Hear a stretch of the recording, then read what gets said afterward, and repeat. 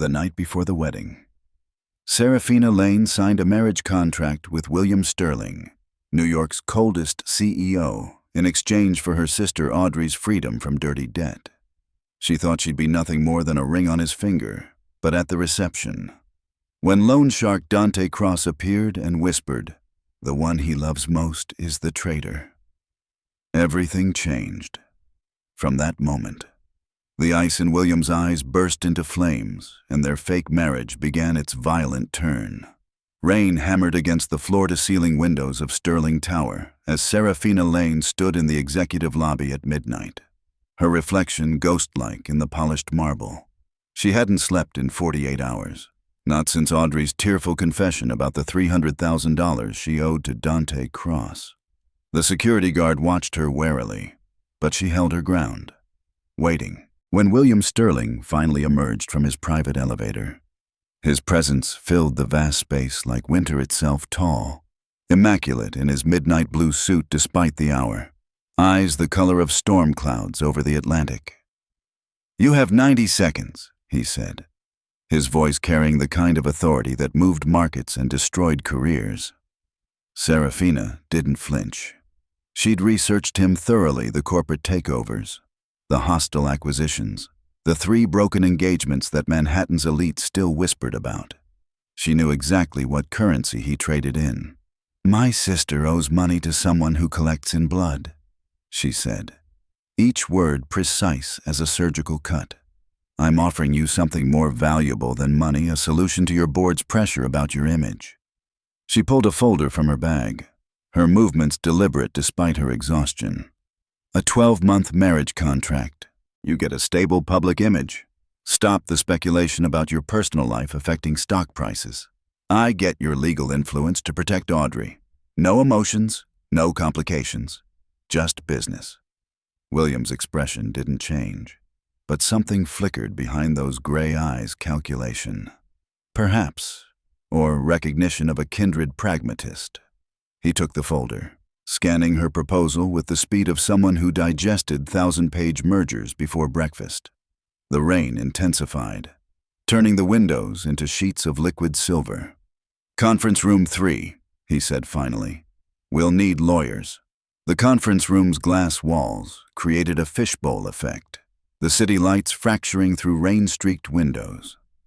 Archie Wells, William's personal attorney, arrived within minutes despite the hour. His silver hair impeccable, briefcase containing documents that could build or destroy empires. Vivian Brooks, head of Sterling Corporation's public relations, joined them via secure video link from her home office, her expression sharp even through the screen. 3 conditions, William stated, his fingers steepled as he regarded Seraphina across the polished table.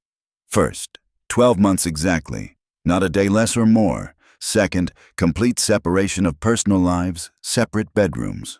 No questions about my business or personal activities.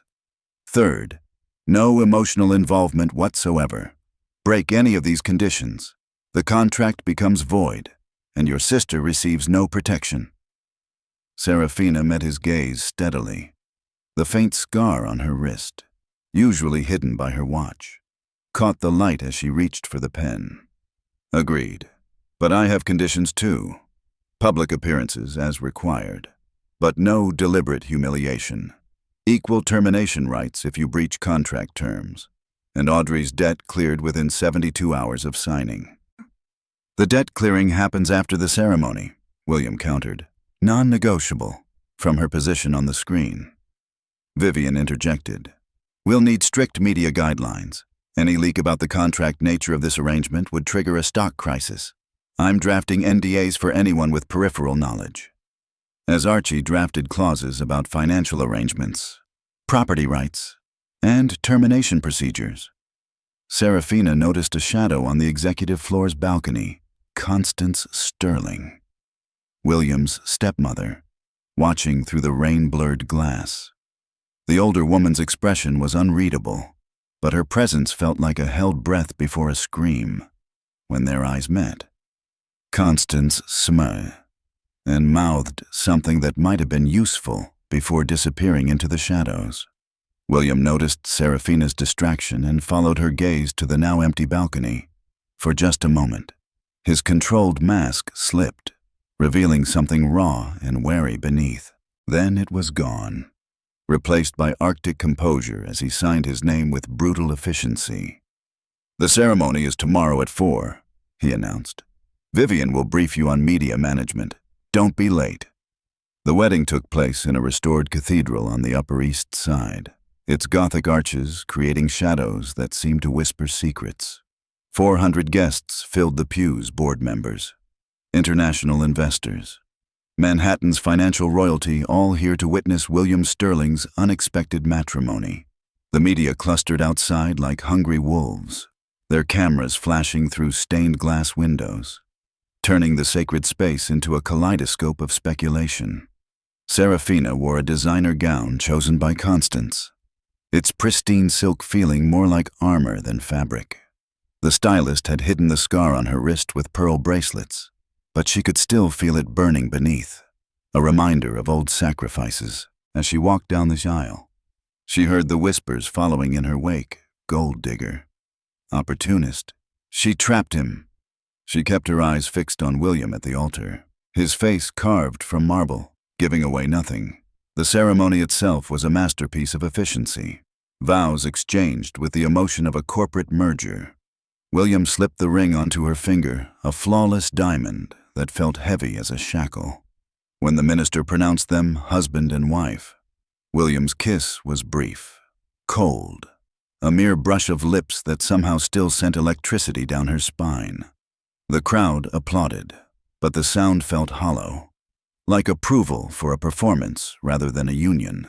At the reception in the Sterling Plaza ballroom, Vivian orchestrated media opportunities with military precision. Every photograph was calculated to project stability, every soundbite designed to calm investor nerves. The stock ticker on the discrete screen scattered throughout the venue showed Sterling Corp shares holding steady, even climbing slightly. Success, in William's world, was measured in percentage points. Then Dante Cross appeared. He materialized at the bar like smoke given form, his tuxedo impeccable, his smile sharp as a blade. Security moved to intercept, but he held up an invitation somehow procured, somehow legitimate. He approached William during a brief moment when Seraphina was pulled away for photographs, leaning close enough that his words were meant for William alone. "Beautiful bride," Dante murmured, his voice silk over steel. "Almost makes a man forget that the one you love most is always the one who betrays you. History has a way of repeating itself, doesn't it?" Sterling. William's champagne glass shattered in his hand. The sound cut through the ballroom's orchestrated harmony like a gunshot. Blood welled from William's palm, crimson against his white shirt cuff. But his eyes never left Dante's face. Something had fundamentally shifted in those gray depths. The ice hadn't melted. It had transformed into something far more dangerous. A frozen flame that threatened to consume everything in its path. Seraphina returned to find security escorting Dante out, William wrapping his hand in a napkin with mechanical precision, and the entire ballroom pretending nothing had happened. But she'd seen the look they'd exchanged, predator recognizing predator, and she understood with crystal clarity that her marriage contract had just become a battlefield. The penthouse apartment William had designated for their married life sprawled across 2 floors of a building that scraped the sky. Every surface was glass, chrome or marble, beautiful and cold as its owner. He showed her to her wing with the same detachment he might display giving an office tour, pointing out amenities she'd never dreamed of: a library, private gym, terrace garden suspended among clouds. "Your bedroom." He indicated a suite larger than her previous apartment. "Mine is on the opposite side. The staff has been instructed to maintain complete discretion. Your schedule." He handed her a tablet, its screen displaying a calendar color-coded with military precision. "Public appearances in blue, private time in gray. Memorize it." Before she could respond, his phone buzzed. A female voice, familiar yet unplaceable, floated from the speaker. The Dante situation requires discussion. Tomorrow. Usual place. William ended the call without explanation, but Seraphina filed the voice away in her memory smooth. Confident, intimate with William in a way that suggested history. As she unpacked in her pristine new room, she wondered what kind of game she'd truly entered, and whether the stakes were higher than even Audrey's life. The first week of marriage established a rhythm as precise as a Swiss watch. Mornings began with 5:30 training sessions with Flynn Carter, William's security chief. The former Marine pushed her through defensive tactics and situational awareness drills that left her muscles screaming but her mind sharper.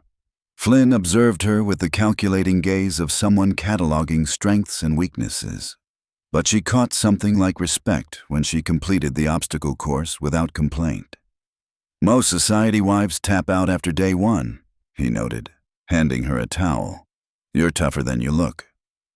"I've had practice surviving," she replied, and didn't elaborate on the years of working 3 jobs to keep Audrey in school, the nights without sleep, the choices that left scars both visible and hidden. Afternoons belonged to Constance Sterling's refinement sessions, a special circle of hell disguised as etiquette training.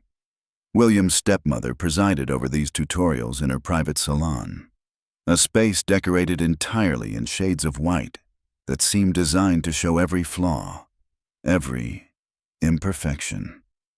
In the Sterling family, even breathing must be done correctly, Constance informed her, demonstrating the proper way to sit spine straight, ankles crossed, hands folded. "You're not just representing yourself, now you're carrying a legacy. William's father built an empire. I've protected it since his death. Don't become the weakness that brings it down." The threat was delivered with a smile, but Seraphina heard the steel beneath. She endured the lesson's wine selection, art appreciation, the proper way to deflect inappropriate questions at galas while studying Constance in return. The older woman's perfection had cracks if you knew where to look, the way her hand trembled slightly when William's name was mentioned. The pills she took with her afternoon tea, the phone calls she stepped out to take in hushed, urgent tones. Seraphina carved out her own space in the routine, volunteering at a literacy center in Queens on Saturday mornings. She didn't tell William, but somehow he knew anyway. She found the car and driver waiting without her having requested them, and later discovered security footage of her reading to children on his desk, beneath quarterly reports. He never mentioned it. But something in his gaze softened incrementally when their paths crossed that evening. Then came the discovery about Audrey's debt. Seraphina had assumed Dante's claim on her sister was purely financial, but a package arrived at the penthouse with no return address, photographs of Audrey at various locations, timestamps spanning months, and a contract with subclauses she'd never seen. Beyond the money, there was a collateral reputation clause. If Audrey failed to maintain acceptable public behavior, Dante reserved the right to release fabricated but damaging information that would destroy any chance of a normal life. It's psychological warfare, Flynn explained when she showed him the documents during one of their training sessions. Dante doesn't just collect money, he collects souls, makes his victims police themselves. That evening, an anonymous email hit Sterling Corporation's board of directors with a single line, "Your new bride is bait on a hook, and you're swimming toward the fishermen." The leak triggered a media cyclone that erupted with the force of a Category 5 hurricane.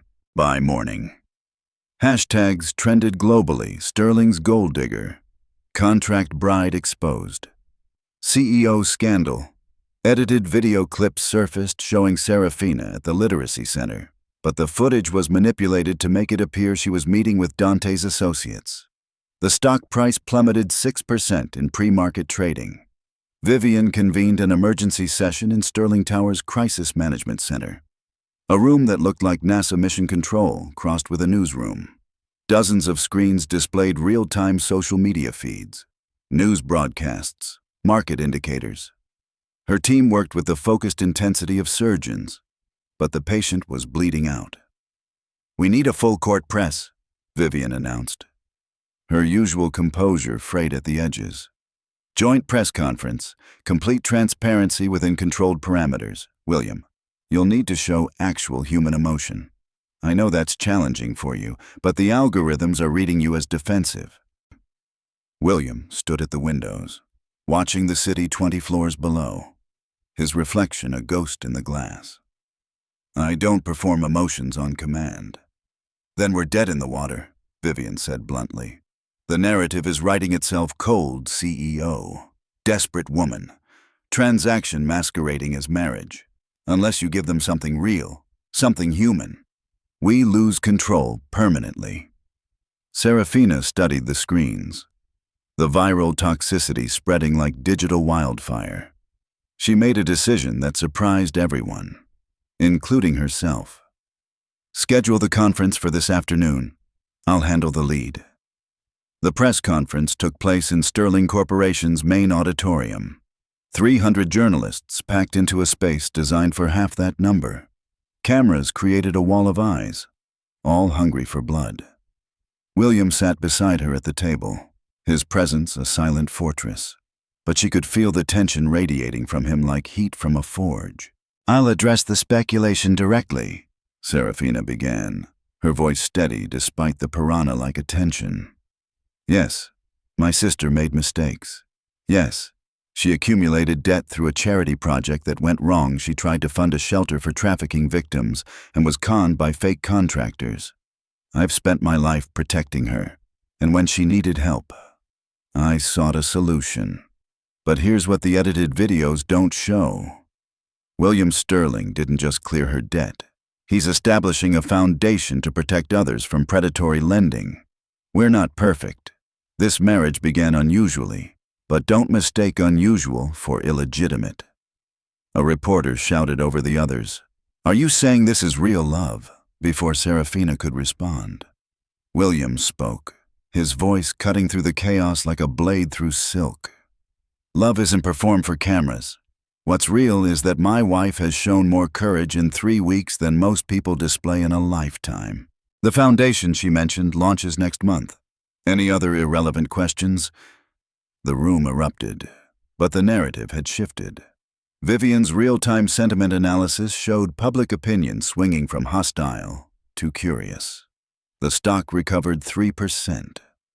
That evening, Seraphina found an encrypted message on her personal phone. Impressive performance. Let's discuss your sister's real debt. Private dining room at Lucian's. Tomorrow at 8. Come alone. Or the next leak includes Audrey's medical records from her suicide attempt. DC. The blood in her veins turned to ice water. Audrey's breakdown 2 years ago, after their parents' death, was a secret they'd guarded fiercely. Seraphina deleted the message and made her preparations. This was her fight to handle. Lucien's occupied the top floor of a building that predated most of Manhattan's skyscrapers. Its private dining rooms legendary for deals that shaped the city's shadow economy. Dante waited in a room with one-way glass overlooking the glittering city, his presence making the space feel smaller, more dangerous. He'd ordered wine, a vintage worth more than most people's annual salary, and poured 2 glasses with theatrical precision. You're more interesting than I expected, he began, gesturing for her to sit. Most of William's women are decorative rather than functional, but you're playing a longer game. Seraphina remained standing. State your real terms. Dante smiled, predatory and amused. Direct. I like that. Your sister's debt was never about money, it was about access. William has something I need. Server codes to Sterling Corp's Asian division. One-time access, 5 minutes. No traces. You convince him to provide them. Or I release everything. Audrey's medical records. The real story about your father's bankruptcy before his death. The investigation into your mother that was buried. You're asking me to help you steal corporate secrets. I'm offering you a choice. William's company or your family's complete destruction. He's weathered scandals before, but can Audrey survive having her darkest moment become public entertainment? Can you? Seraphina activated the recording app hidden in her bracelet, Vivian's gift, disguised as jewelry. I'll need proof you actually have these documents. Dante produced a tablet, scrolling through scanned medical records. Police reports, sealed court documents, everything he claimed and more. But as he showed his hand, Seraphina noticed something, a reflection in the glass behind him, a familiar silhouette. Constance Sterling, watching from an adjacent room. The pieces clicked together with nauseating clarity. This wasn't just about corporate espionage. This was about power within the Sterling Empire itself. She memorized everything she could see on the tablet, then stood. 48 hours. I need time to figure out access without triggering security protocols. 24, Dante countered. Or I start with something small, perhaps photos of Audrey's scars. The internet loves a tragic beauty. Seraphina left Lucien's with her recording, but when she tried to play it back in the elevator, the file was corrupted, completely erased. The elevator security monitor showed Henry Dalton, Sterling Corporation's CFO, exiting the floor just moments before, carrying what looked like signal jamming equipment. He'd offered a weak excuse about checking the building's electronic interference when questioned by building security. Back at the penthouse, William waited in the darkness of the living room, the city lights painting silver patterns across his face, the list of rules. Their contract lay on the coffee table, its pages spread like evidence at a crime scene. You went to meet him, he said. Not a question, but a statement of fact. He has leverage you don't know about. Everyone has leverage. The question is whether you're playing his game or mine. William stood, moving closer, and for the first time, she could see the cracks in his armor, exhaustion, something that might have been hurt. I know about Constance, about Henry, about the consortium trying to force me out. Did you think I was blind to the chess pieces moving around me? Then why? Because I needed to know which side you'd choose when the moment came. He reached out, his fingers ghosting over the scar on her wrist, now visible in the dim light. That's not from an accident. Is it? It's from saving someone. Seraphina pulled back, but gently. We all have our secrets, William. The question is whether we weaponize them or protect them. Something shifted in his expression, a wall coming down, or perhaps going up higher. He gathered the contract pages, methodically reordering them. Flynn and Vivian are running a trace on the consortium's digital footprints. We'll have proof within days. Whatever Dante threatened, we can counter it. This isn't your fight. You're my wife, he interrupted, and for the first time, the word carried weight beyond legal definition. That makes every fight yours mine, even if it's only for 9 more months. The next morning brought revelations in rapid succession. Flynn's surveillance equipment, tiny and undetectable, had been monitoring the penthouse's electronic signatures. The data revealed a pattern. Someone was using Sterling Corporation's own servers to route encrypted messages to offshore accounts linked to Dante's organization. The digital breadcrumbs led back to a terminal that required C-suite access. Vivian's parallel investigation into the social media attacks uncovered bot farms operating out of 3 countries, all funded through shell companies that traced back to a single source, a venture capital firm where Constance Sterling was a silent partner. Your stepmother is staging a coup, Vivian told William bluntly during their secure video conference. She's using Dante as a weapon, Henry as an inside man. The goal isn't just money, it's complete control of Sterling Corporation. William processed this betrayal with the same expression he might use reviewing quarterly reports. But Seraphina saw his knuckles whiten as he gripped his coffee cup. Time frame. The annual board meeting next week. If they can destabilize you enough, they'll call for a no-confidence vote. With Henry's influence and Constance's connections, they might have enough support. That afternoon, Seraphina made an unexpected detour to the nursing home William secretly funded in Brooklyn. She'd discovered it by accident while reviewing charity documentation. A place housing former Sterling Corporation employees who'd fallen on hard times. William spent Sunday mornings there, reading to an elderly man named Arthur, a former engineer who'd mentored William's father. She found William in the garden, pushing Arthur's wheelchair along a path lined with winter roses. The transformation was remarkable. The Ice King CEO became someone softer, almost gentle, as he listened to Arthur's rambling stories about the old days of building New York's skyline. The boy needs someone, Arthur told Seraphina when William stepped away to take a call. Been alone too long, caring too much. His father was the same. Trusted the wrong woman, paid with his life. Car accident, they said. But William never believed it. The revelation recontextualized everything: William's coldness, his rules, his reaction to Dante's whispered threat about betrayal. When William returned, he found Seraphina holding Arthur's hand, listening to stories about young William's first engineering projects. And something in his expression broke and reformed into something: unprecedented vulnerability. That evening, rain returned to Manhattan with vengeance, turning the city into an impressionist painting. William and Seraphina stood at the penthouse windows, watching water cascade down glass, when he finally spoke about his past. Constance married my father when I was 12. She was perfect, beautiful, charming, everything a widower could want. But I saw what others missed: the pills she fed him, the documents she had him sign while drugged. The night he died, she was supposed to be at a charity gala. She was actually meeting with lawyers about his will. Seraphina moved closer, not touching, but offering presence. You've been fighting her alone all this time. Trust is a luxury I couldn't afford. He turned to her then, and the look in his eyes made her breath catch. Until now. Until you. Before she could respond, William's secure phone buzzed. A new email. Sender unknown. Transfer authorization required within 12 hours. Vivian Brooks is enjoying our hospitality until you comply. Check the attachment for proof of life. The video showed Vivian, disheveled but defiant, in what looked like a warehouse. Today's newspaper was visible, proving the recording's authenticity. Dante's voice came from off-camera: the codes, Sterling, or your PR genius becomes a PR disaster. The game had just escalated from corporate warfare to human stakes.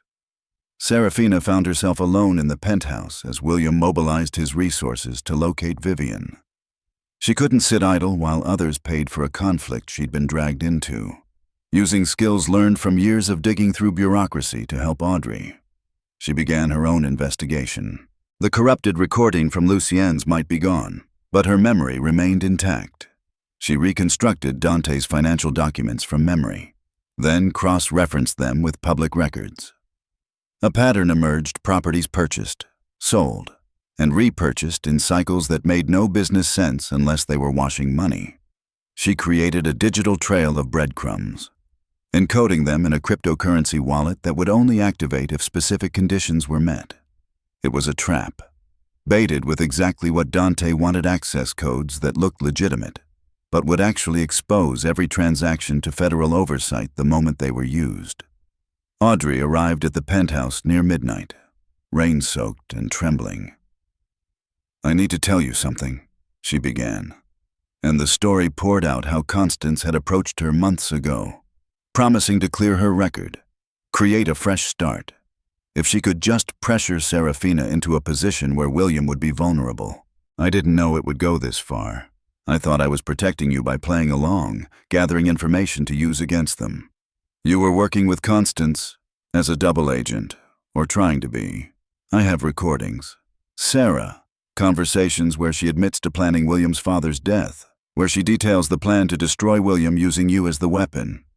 The recordings were damning but legally complex, obtained without consent, possibly inadmissible, but powerful as leverage. Seraphina copied everything onto multiple drives, distributing them through Flynn's secure network. William returned as dawn broke, exhausted but focused. We have Vivian's location, an abandoned import facility at the docks. Dante wants to make the exchange there theatrical. Bastard can't resist the drama. It's a trap, Seraphina stated the obvious. Of course it is, but he has something I value, and he knows I'll come. William moved to his private safe, extracting not weapons but documents, the real codes Dante wanted, modified by Archie to include tracking protocols. What he doesn't know is that I've been planning for this moment since the day Constance entered my life. Seraphina made her choice then, the kind that defines a life's trajectory. I'm coming with you. Absolutely not. William. She spoke his name with such conviction that he stopped mid-protest.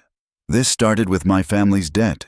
It ends with me helping to finish it. I'm not asking for permission. He studied her for a long moment, then nodded once. Flynn will outfit you with protection. Stay close. Follow the plan. And Seraphina. He paused, seeming to wrestle with words. Don't die. That would be inconvenient. It was the closest to a declaration of feeling he could manage. But she heard what lived beneath the corporate speak. The docks at 4 a.m. felt like the edge of the world. Fog rolling off the Hudson River in thick sheets that muffled sound and distorted distance. The abandoned import facility loomed like a Gothic castle displaced in time, its broken windows reflecting the distant lights of Manhattan. Dante had chosen his stage well isolated enough for privacy, complex enough for ambush, dramatic enough for his ego. William arrived in a black SUV, alone as demanded, while Flynn's team maintained a perimeter 2 blocks away, close enough to respond, far enough to avoid detection. Seraphina waited in position. Wearing tactical gear under a server's uniform she'd lifted from a catering company, playing the role of unexpected variable. Inside the warehouse, industrial lights created pools of harsh illumination surrounded by deep shadow. Vivian sat zip-tied to a chair in the center of the largest pool, her suit torn but her expression defiant. Dante emerged from the darkness with 6 men, all armed, all professional. The codes, Dante announced without preamble. Transfer them now. William produced a tablet, his fingers moving across the screen with practiced precision. Release her first. You're hardly in a position to negotiate, Dante signaled. And one of his men pressed a gun to Vivian's temple. The codes, or we discover how much PR can be done with a corpse. That's when Seraphina made her move. Walking into the light carrying a serving tray with champagne, an absurd detail that caused just enough confusion for her real purpose. Mr. Cross, the car you requested is having engine trouble. The distraction lasted 3 seconds, but 3 seconds was enough. William transferred the modified codes while simultaneously activating a signal beacon. Flynn's team would move in exactly 4 minutes, enough time for the codes to fully upload and trigger their hidden protocols. But Dante was no amateur. He recognized Seraphina despite her disguise, his smile spreading like oil on water. Mrs. Sterling, how delightful. William, you brought your wife to a gunfight. That's either touching or stupid. It's strategic, William replied, moving closer to Vivian while attention shifted to Seraphina. She's here to witness your confession.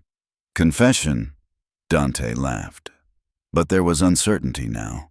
I'm not the villain in this story. Sterling. I'm just the weapon. Ask your stepmother about villains.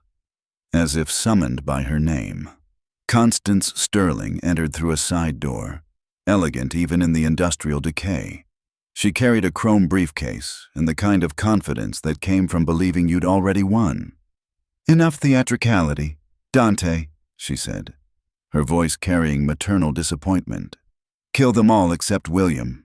He needs to survive long enough to sign the succession documents.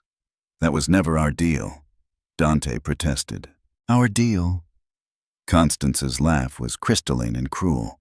You were hired help, useful but ultimately disposable. She opened the briefcase, revealing not money but a remote device. Did you think I'd trust you with real codes? What William transferred is worthless. But this, she held up the device, contains everything, including evidence of your murders in Atlantic City, your tax evasion, your human trafficking connections. One button, and law enforcement receives it all. The betrayal rippled through Dante's men, their guns wavering between targets. In that moment of chaos, several things happened simultaneously. Seraphina triggered the flare she'd hidden, sending a burst of light that temporarily blinded everyone looking directly at it. William dove for Vivian, cutting her restraints with a concealed blade. Flynn's team breached the doors, tactical lights and smoke grenades turning the warehouse into a war zone. And Audrey, who'd been recording everything from the catwalks above, captured Constance's full confession in high definition. The firefight was brief but vicious. Dante's men, caught between threats, chose survival over loyalty, most surrendering immediately. Dante himself tried to flee, but William intercepted him with a tackle that spoke of personal satisfaction beyond professional necessity. They crashed into a stack of pallets, William's fist connecting with Dante's jaw with the wet crack of breaking bone. Constance raised her weapon not at William, but at Seraphina, her expression twisted with rage. "You ruined everything, a nobody who thinks she can play in our world." The shot never came. Flynn appeared behind Constance like a shadow given form, disarming her with an efficiency that suggested this moment had been anticipated, planned, perhaps even hoped for. She collapsed to her knees, the remote device skittering across the concrete floor. William stood over Dante, blood on his knuckles, his breathing controlled despite the violence. "The one who loves most betrays. You had it backward. Cross. The one who never learned to love at all, that's who betrays. That's who dies alone." Police sirens wailed in the distance, growing closer. Flynn's team had everything contained, evidence preserved, recording secured. The media would feast on this story for weeks, the Sterling stepmother's conspiracy, the loan shark's enterprise, the fake marriage that became real in a warehouse full of bullets and betrayal. William crossed to Seraphina, his hands checking her for injuries with a tenderness that contradicted his earlier violence. "You're insane," he said, but the words carried admiration, perhaps even something deeper. "I learned from the best," she replied. Then did something that surprised them both. She kissed him, not the sterile press of lips from their wedding, but something real, tasting of adrenaline and possibility, when they broke apart. Vivian, freed and furious, was already on her phone, spinning the story. Attempted corporate coup thwarted by CEO and wife. Exclusive footage to follow. Stock price projected to soar on market open. The aftermath unfolded with the inexorable logic of justice served cold. Constance Sterling, faced with overwhelming evidence, took a plea deal that included 25 years minimum sentence. Her testimony revealed a conspiracy that reached into 3 corporate boards and a federal judge, all of whom found themselves under investigation. Henry Dalton, desperate to avoid prison, cooperated fully, providing financial records that exposed decades of embezzlement. Dante Cross received 40 years for racketeering, attempted murder, and conspiracy. His organization crumbled within days, his former victims coming forward now that the monster had been caged. Sterling Corporation weathered the storm like a ship built for hurricanes. The board, purged of Constance's allies, voted unanimously to support William's continued leadership. Stock prices reached record highs as investors responded to the narrative of a CEO who'd literally fought for his company. In the penthouse, as New York rebuilt itself around another dawn, William found Seraphina on the terrace, watching the sunrise paint the city in shades of gold and possibility. She wore one of his shirts, the fabric swimming on her smaller frame, and he thought she'd never looked more beautiful than in this moment of quiet victory. "The contract expires in 8 months, she said without turning around. "I'm aware." He moved beside her, close enough to touch but still maintaining that last barrier of distance. "What if we voided it? On what grounds?"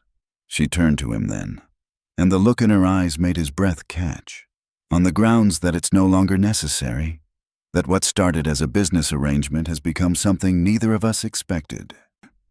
William Sterling, the man who'd built an empire on control and calculation, found himself without words.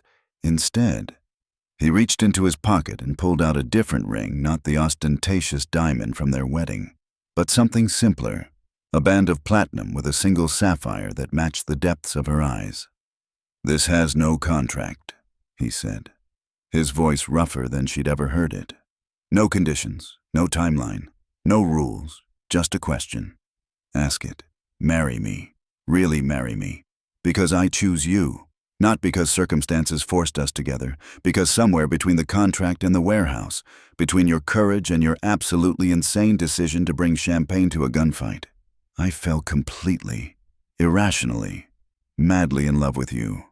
Seraphina took the ring, but didn't put it on immediately. I have conditions. Of course you do. Audrey gets her fresh start, the studio space, the support she needs. Your funding for the nursing home doubles, and we have a real wedding.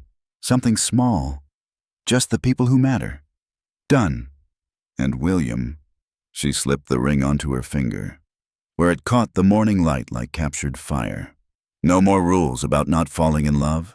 He kissed her then, with all the passion he'd held back, all the emotion he'd locked away, all the love he'd thought himself incapable of feeling. The city sprawled below them, indifferent and eternal. But in this moment, they were the only two people in the world. 6 months later, the real wedding took place in the garden of the nursing home, Arthur officiating with credentials obtained online but validated by the joy in his aged eyes. Audrey served as maid of honor, her own recovery complete, her charity now legitimate and thriving under Sterling Foundation's umbrella. Vivian and Flynn stood as witnesses, their own unexpected romance having bloomed in the aftermath of crisis. William's vows were simple. You saved me from becoming the very monster I fought against. You showed me that strength isn't about standing alone, but about choosing who stands beside you. I choose you, today and every day after. Seraphina's were equally direct. You gave me safety when I needed it, purpose when I'd lost it, and love when I least expected it. We began with a contract, but we're ending with a promise, no conditions, no escape clauses, just us. As they kissed in the garden, surrounded by roses and the family they'd chosen rather than inherited, the sun broke through the clouds in a moment of perfect theatrical timing. William held Seraphina against him, this woman who'd entered his life as a solution to a problem, and became the answer to questions he hadn't known to ask.